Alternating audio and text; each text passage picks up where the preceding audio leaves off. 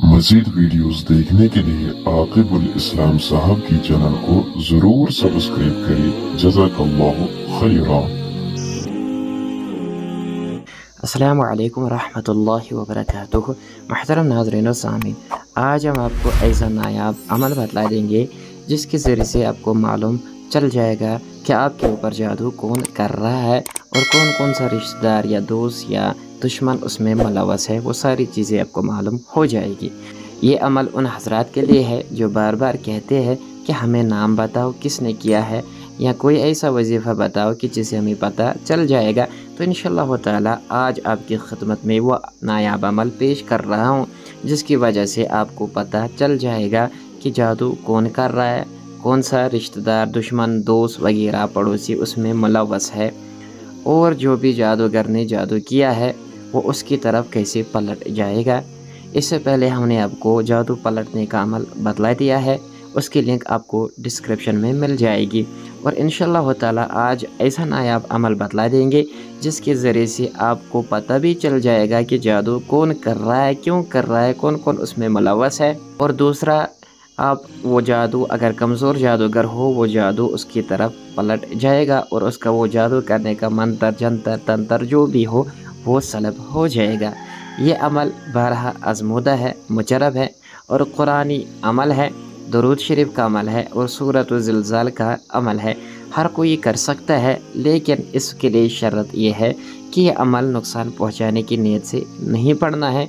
अगर आपने ऐसा किया तो आपके ऊपर रुजत हो जाएगी, फिर आपका ही इलाज करना मुश्किल हो जाएगा।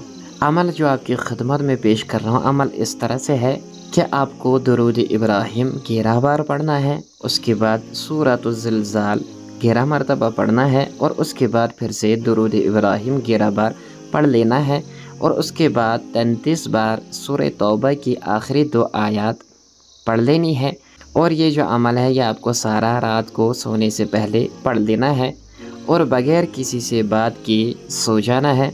और आपको ये अमल 3, 7 या 11 दिन तक कर लेना है। तो इंशाअल्लाह ताला सारा मामला आपको ख्वाब में दिख जाएगा, कौन जादू कर रहा है, क्यों कर रहा है और उसमें कौन कौन मुलव्वस है, आपको अल्लाह ताला इतला दे देंगे।